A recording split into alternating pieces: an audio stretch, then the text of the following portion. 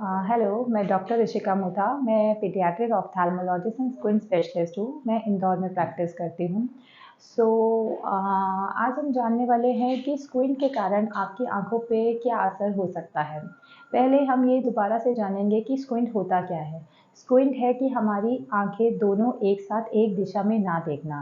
It is simply the deviation of eyes, यानी कि एक आंख आपकी कान की तरफ हो सकती है, नाक की तरफ हो सकती है। कई बार हमारी एक आंख ऊपर की तरफ या नीचे की तरफ या दोनों आंखें ऊपर या नीचे भी हो सकती हैं। स्क्विंट बहुत प्रकार के होते हैं। स्क्विंट की हमें जांच अवश्य करानी चाहिए। स्क्विंट के ट्रीटमेंट में हम क्या करते हैं? स्क्विंट के ट्रीटमेंट की कोई एज नहीं है। जब भी किसी बच्चे में हमें स्क्विंट लगे, चाहे वो 4 महीने का हो, 6 महीने का हो या 16 साल का हो या 26 साल, हमें जब भी स्क्विंट लगे हमें जांच कराने अवश्य आना चाहिए बच्चे की। हमें कभी ये नहीं सोचना चाहिए कि मेरा बच्चा बहुत छोटा है, क्या उसकी जांच हो पाएगी कि नहीं।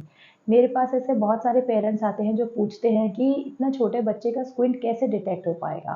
इतने छोटे बच्चे का स्क्विंट एक स्क्विंट स्पेशलिस्ट और पीडियाट्रिक ऑप्थेल्मोलॉजिस्ट ज़रूर डिटेक्ट कर सकता है। उनके पास ऐसी स्पेशल टेक्निक्स और स्पेशल ट्रेनिंग होती है जिसके कारण वो एक छोटे बच्चे में भी स्क्विंट डिटेक्ट कर सकते हैं।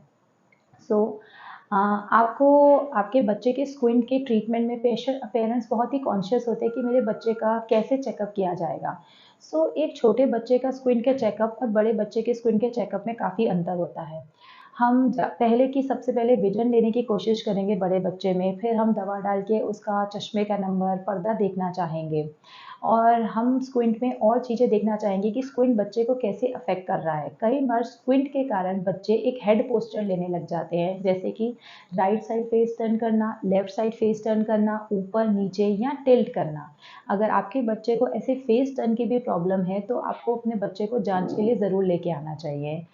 और फिर उसके बाद हम स्क्विंट के ट्रीटमेंट में क्या ऑप्शंस देते हैं? स्क्विंट के ट्रीटमेंट में सबसे पहला ऑप्शन ज़्यादातर बच्चों में ग्लासेस ही रहता है, जो कि बच्चों में हमेशा एक पूरी दवा डाल के जो बच्चों के लिए स्पेशल होती है उसी से ही करना चाहिए, ना कि एक हम ऑप्टोमेट्रिस्ट या ऑप्टिकल शॉप पे जस्ट चश्मे का नंबर लेके चश्मा पहनाना चाहिए, क्योंकि इन दो में काफ़ी अंतर होता है।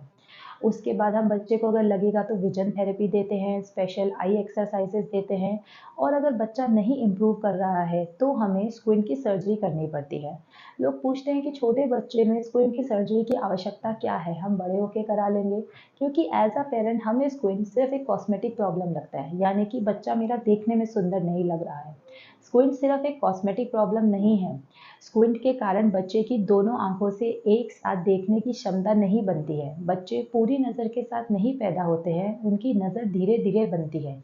अगर हमारी एक आंख अंदर या बाहर की तरफ तिरछी है तो उस आंख से हम फोकस नहीं कर पाते हैं और वो आंख हमारी लेजी आई, यानी कि उस आंख की नज़र धीरे धीरे धीरे कम होने लग जाती है, जो कि बच्चे को पता भी नहीं चलता है जब तक कि उसकी जांच ना की जाए।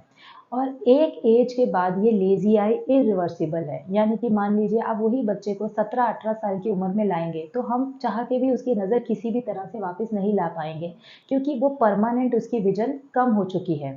बच्चे की एक सही समय पे जांच होना ज़रूरी है। स्क्विंट के कारण अपने बच्चे की नज़र कम ना होने दें। स्क्विंट के कारण बच्चे की दो आंखों से एक साथ देखने की क्षमता नहीं बनती, जिसके कारण बच्चे का 3D विजन, यानी कि आजकल इतनी एनिमेटेड मूवीज आती हैं, आपका बच्चा वो 3D मूवीज अप्रिशिएट नहीं कर पाएगा, 3D कैरेक्टर्स बाहर आते हुए नहीं देख पाएगा। क्योंकि 3D विजन डेवलप होने के लिए सबसे पहले दो आंखों का एक साथ अलाइंड होना बहुत ज़रूरी है। This is the highest level of vision जो हमें गॉड ने दिया है, अपने बच्चे को वो ज़रूर महसूस करने दें। देन हम स्क्विंट के ट्रीटमेंट में क्या कर सकते हैं? हम स्क्विंट के ट्रीटमेंट में आप सर्जरी से ना घबराएं। स्क्विंट की सर्जरी एक सेफ सर्जरीज में आती है, जो कि आंख के बाहर के भाग जो अलग अलग मांसपेशियां होती हैं बाहर खींचने की, अंदर ऊपर नीचे, उन पे काम किया जाता है। आंख के अंदर, यानी कि जहाँ की मोतियाबिंद का ऑपरेशन होता है, हम वहाँ पे काम नहीं करते हैं। सिर्फ मसल्स को टाइट लूज करके सेट किया जाता है कि आंखें हमारी एक साथ अलाइन हो सकें। हमें स्क्विंट के ट्रीटमेंट के लिए सबसे पहले उसको दिखाने के लिए एक स्क्विंट स्पेशलिस्ट के पास ज़रूर जाना चाहिए।